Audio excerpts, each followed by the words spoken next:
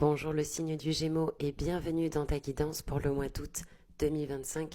On retrouve dans tes énergies le jugement à l'endroit avec le pape à l'envers, arcane majeur, et le 9 de bâton à l'envers. C'est intéressant, avec le jugement, ça me donne l'impression qu'il y a des énergies qui arrivent vite autour de toi. Il y a des prises de conscience qui se font, qui se sont faites aussi, parce que pour que tu sortes en jugement à l'endroit, c'est comme une forme de résurrection. Le fait d'être connecté à ses intuitions, le fait de voir la réalité telle qu'elle est et de ne plus uniquement se fier aux apparences. Il y a des choses que tu vois et que tu ne peux plus ignorer. Alors, le jugement nous parle aussi de renaissance, de transformation. Il appartient à ce qu'on appelle la dimension verticale 6, 13, 20, l'amoureux, l'arcane sans nom et le jugement.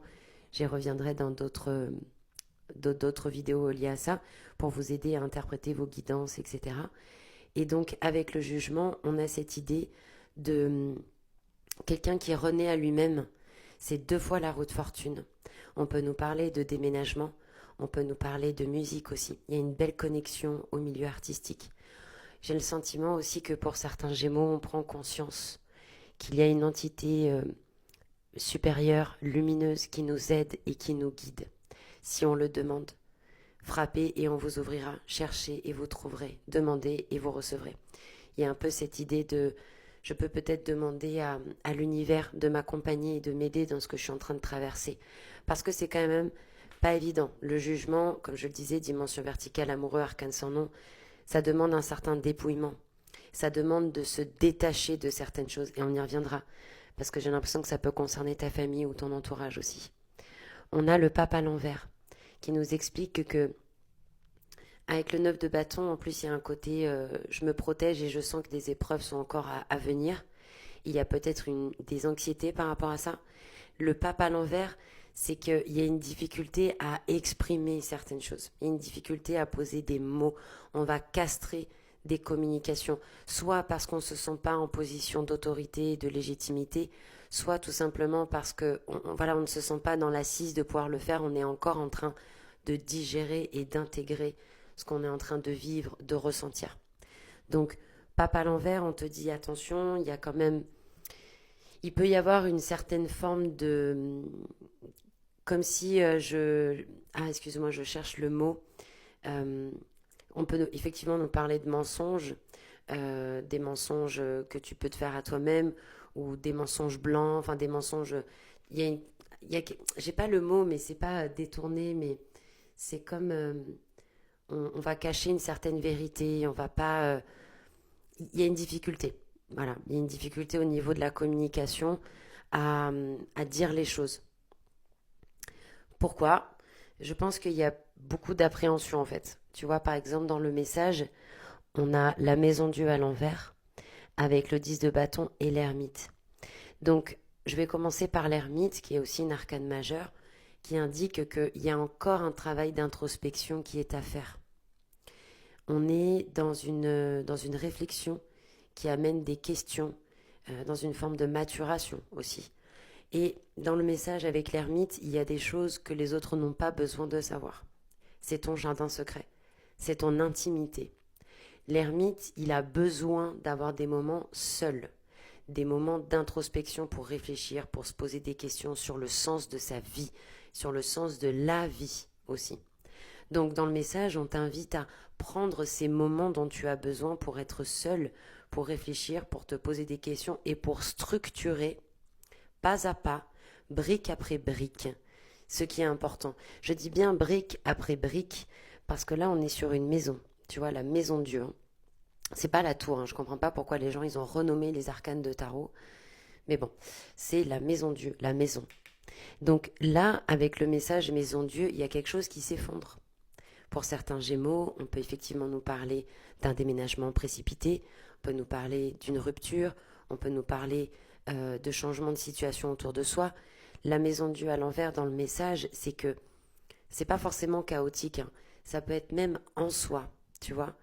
Il y a quelque chose peut-être dans les habitudes, dans les valeurs, dans la façon de penser ou dans des choses qu'on entretient qui ne te correspondent plus.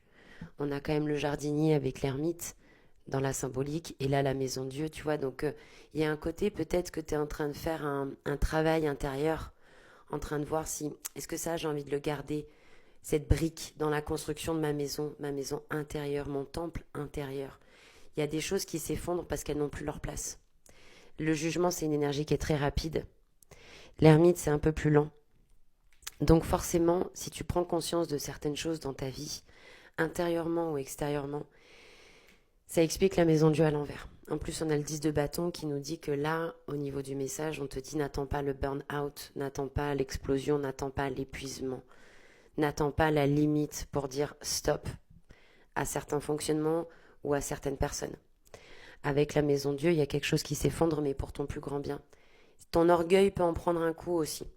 Parce que pour moi, je fais partie de ces gens qui pensent que l'ego, c'est quelque chose de très pur. On a tous besoin d'un ego. Je trouve qu'on a beaucoup déformé ce mot, on le sort à tort et à travers. En réalité, on a plus des problèmes d'orgueil que d'ego, pour moi. Donc la maison Dieu nous parle d'orgueil, nous parle de cette tour qui est frappée par la foudre, c'est la tour de Babel, qui est frappée par la foudre divine. Et donc tout ce qui n'est pas solide ancré s'effondre aussi. Donc laisse partir. Parce que là, il y avait une forme de rigidité, il y avait des choses sur lesquelles tu étais accroché. Pourquoi ? Ça dépend des gens, ça dépend des situations. Mais on te propose de poser en fait, de laisser partir ce qui n'a plus lieu d'être dans ta vie, d'accueillir ce dépouillement. On retrouve dans le blocage la force à l'envers, la reine d'épée et le 7 de coupe. Force à l'envers, regarde. Le poids de la carte est en haut. Quand elle est à l'endroit, le poids de la carte est en bas. Mais là, elle est à l'envers. Donc, on a des Gémeaux en blocage qui ont l'impression de porter le poids du monde sur les épaules, qui ont l'impression de porter quelque chose de lourd. Ils se disent, je ne sais pas si je vais y arriver. Qu'est-ce que c'est difficile, tu vois ? La force, c'est je perds mon centrage. Parce que la force à l'endroit, c'est la maîtrise. C'est quoi qu'il arrive en face, je saurai tenir bon. Là, il y a des Gémeaux, excusez-moi de l'expression, c'est tout part en sucette et ils sont un peu en panique, quoi. D'où l'anxiété. D'où des peurs et des peurs profondes. Parce que les peurs, elles commencent bien avec l'arcane de la force. On les retrouve beaucoup dans l'arcane du diable aussi. Mais les peurs commencent avec la force. Donc à l'envers, on a des Gémeaux et c'est là où c'est intéressant parce que on disait ici que vous aviez beaucoup d'intuition. Et en même temps, le fait qu'elle soit à l'envers, elle normalement elle capte ici avec son chapeau. Ça ne doit pas passer par le mental, c'est pour ça qu'elle a la tête coupée. Elle doit incarner dans la matière, en fait, ce qu'elle perçoit. Là, c'est à l'envers. Donc, il peut y avoir, pour certains Gémeaux, besoin de plus de temps, ou pour certains Gémeaux, une réelle difficulté à incarner dans la matière ce que j'ai capté, ce que j'ai reçu. C'est lent, c'est difficile, c'est parfois même laborieux, c'est ok. L'arcane opposé de la force, c'est la force. Donc, ce qui peut vous aider, c'est de vous dire, ok, quoi qu'il arrive, face à ces ou cette situation, je tiendrai bon, j'ai des forces en moi, je me connecte à mes ressources, je fais preuve de maîtrise, je me centre. Le yoga, la méditation, les bains de pied, l'art, ce qui vous aidera à marcher, parler à un thérapeute, à un ami. Revenez à vous-même, revenez à votre centre intérieur. Reine d'épée à l'envers, il n'y a que deux possibilités. Soit il y a une femme ou un homme avec un yin très présent au niveau mental qui vous tape un peu sur le système. Reine d'épée à l'envers, c'est peut être quelqu'un qui est assez froid, on l'appelle la veuve esselée, quelqu'un qui est très méthodique, mais froid, ça manque de douceur, ça manque d'amour, de tendresse, voilà, c'est quelqu'un dans votre entourage qui peut peut-être même vous mettre la pression en fait. Soit c'est votre énergie, il y a une partie de vous qui se réfugie dans le mental, de toute façon on sait que le Gémeaux est gouverné par Mercure, donc il y a une partie de vous qui peut-être... ça fait déjà 9 minutes que je parle, je pense que ça va être la guidance la plus longue. J'espère que ça vous intéresse que je vous raconte. Je suis désolée de parler autant, mais c'est que c'est tellement intéressant en fait.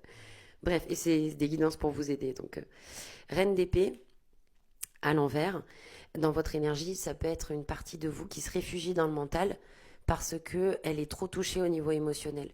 La force, elle appartient au cycle émotionnel dans le tarot. Donc, pour essayer de garder un pseudo-cap, une pseudo-prise sur l'existence, sur ce qui se passe autour de moi, je vais me réfugier dans le mental parce que ça, c'est analytique, c'est froid, etc. Attention,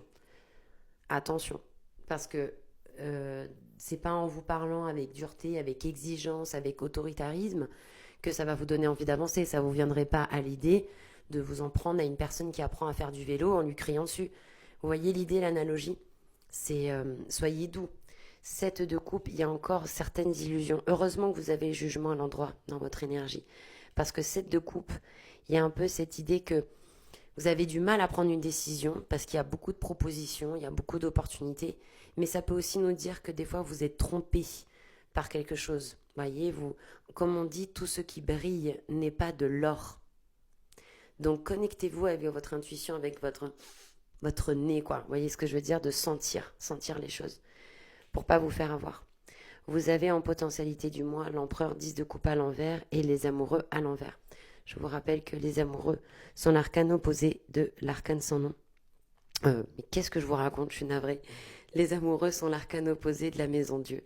Donc, l'empereur en potentialité du mois, il est très positif dans votre guidance parce que il nous indique que il peut y avoir comment dire, comme si vous gagnez du terrain sur la matière. C'est-à-dire que l'empereur, il vous invite à bien penser, à bien réfléchir, pas être dans quelque chose de dur.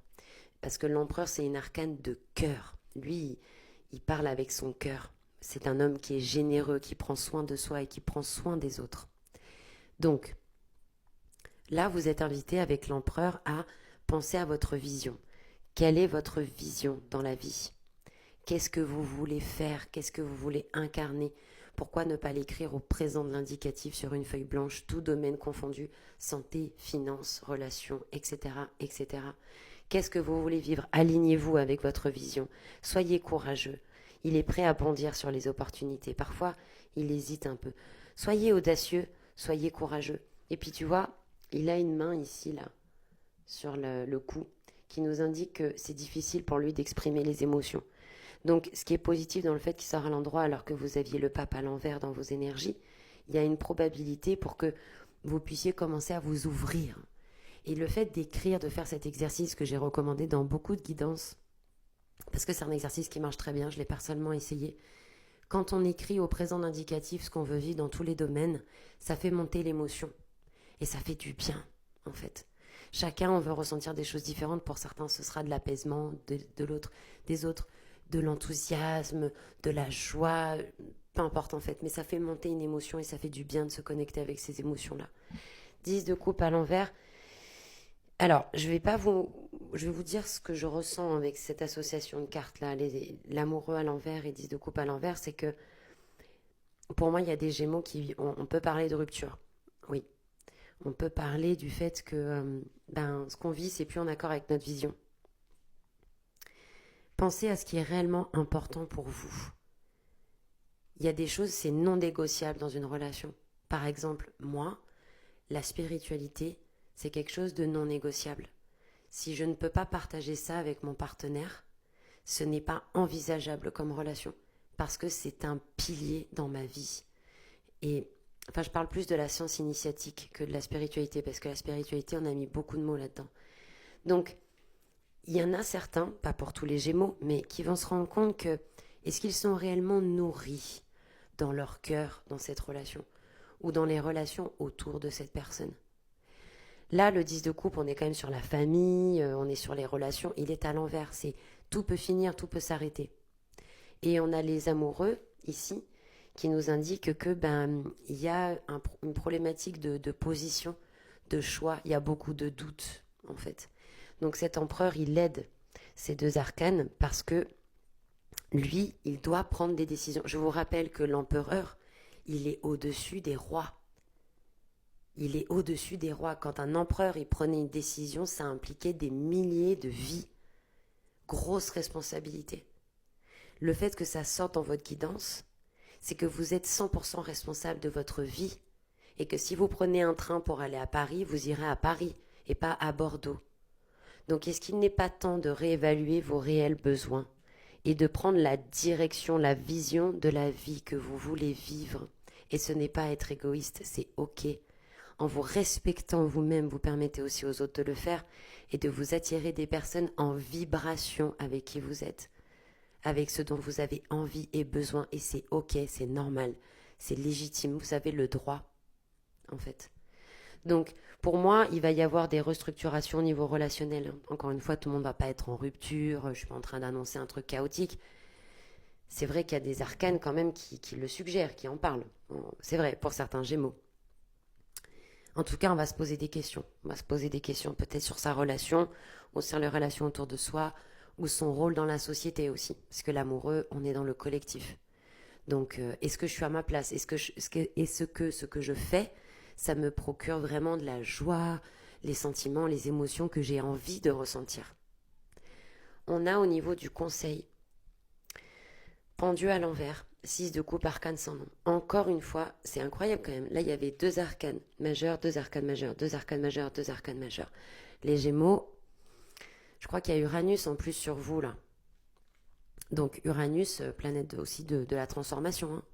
C'est l'évolution Pokémon de je sais plus quel. Je ne sais plus Uranus d'ailleurs. Mais c'est fort quand même en énergie. Donc, l'arcane sans nom, le pendu, ça se suit 12-13. 11, 12, 13. Là, le pendu, quand il est à l'endroit, normalement, il met de la conscience dans la matière.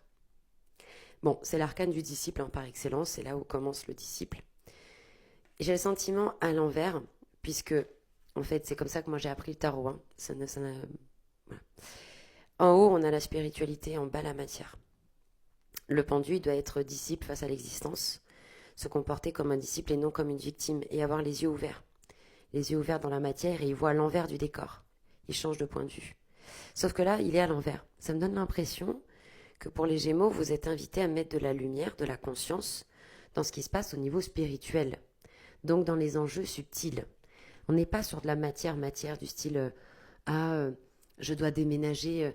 Mais comment ça s'est fait, par exemple, cette situation? Comment vous en êtes arrivé à déménager? Ou ce changement qui est arrivé, il implique quoi dans votre évolution spirituelle? Vous voyez ce que je veux dire? Il y a une idée de mettre de la lumière dans le plan subtil, dans ce qui se joue autour de vous et en vous. Pourquoi? Pour vous aider. Parce que là, il y a une partie des Gémeaux, ils refusent la situation. Même s'ils voient certaines choses, ils n'ont pas envie d'entendre, ils n'ont pas envie de voir, ils sont en mode non, non, non, je ne veux pas savoir, j'ai peur. J'ai peur de ce qui va se passer ensuite, j'ai peur de ne pas gérer, qu'est-ce qui se passe, mais mon Dieu, mais voyez ce que je veux dire? Quand on voit les enjeux à long terme ou au travers des apparences, là, il se passe quelque chose. On prend conscience, on reprend le pouvoir, on ne subit plus, on n'est pas victime. Vous voyez? C'est plus facile à dire qu'à faire, je vous l'accorde. On a l'arcane sans nom en conseil. Alors là, vous avez toutes les arcanes. D'ailleurs, vous l'avez la dimension verticale. 6, les amoureux. L'amoureux, pardon. Arcane sans nom, 13, jugement. Donc, votre amoureux, il doit faire un travail de dépouillement. Il y a comme une partie de vous qui est dans le doute, qui hésite, qui fait deux pas en avant, deux pas en arrière. Elle doit faire un travail de 13. Un travail de dépouillement, un travail du fait de se séparer de choses qui ne l'aident pas à avancer, qui le freinent dans les croyances, dans les pensées, dans les habitudes, dans les relations, etc. Donc le 13 vous invite à la transformation. Rien ne se crée, rien ne se perd, tout se transforme.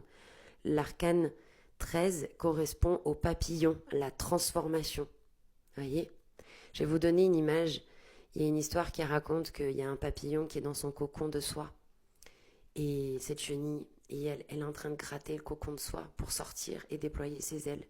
Sauf que quelqu'un aperçoit ça et se dit « Oh, tiens, je vais l'aider, ce papillon ». Et il se met à gratter le cocon de soie pour aider le papillon à sortir. Résultat, le papillon meurt. Pourquoi? Parce qu'on l'a empêché de déclencher en lui les forces et les ressources pour sortir tout seul de son cocon. Ça, c'est vous. Ça, c'est vous pendant le mois de mai. Vous êtes ce papillon. L'intelligence de la vie est là pour vous aider, mais ce boulot, c'est à vous de le faire. Ce travail de dépouillement, d'être courageux, d'être audacieux, de savoir vous aligner avec votre valeur personnelle, empereur. Vous aligner avec qui vous êtes et que vous ne méritez pas moins, en fait. Vous méritez de vous accomplir dans le plan professionnel, dans le plan de la matière, des relations, etc. etc. Donc, l'arcane sans nom ici, elle vous dit il est temps de couper, il est temps d'arrêter certaines choses, il est temps de te nettoyer, il est temps de te purifier. Ce n'est pas la même chose, hein, d'ailleurs, se nettoyer, se purifier, c'est pas pareil.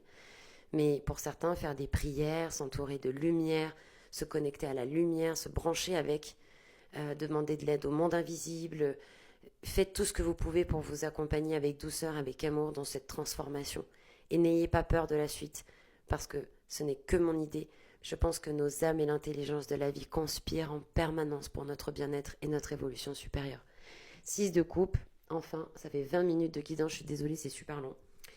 Le 6 de coupe nous indique que, en conseil, qu'effectivement, il y a votre âme d'enfant qui a peut-être des choses à dire, il y a peut-être des rêves qui sont restés en suspens, il y a une forme de nostalgie.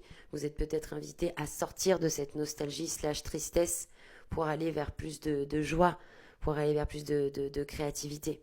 Et aussi, effectivement, que votre enfant intérieur, il a peut-être des choses à vous dire. Il y a peut-être des choses qu'il vous le dit depuis un moment, il est temps de l'écouter. Voilà. Je vous remercie de m'avoir écouté. Les consultations privées sont toujours disponibles sur tarotvivant.fr. Je vous souhaite un excellent mois d'août, les Gémeaux. À bientôt. Prenez soin de vous. C'était Tarot Vivant.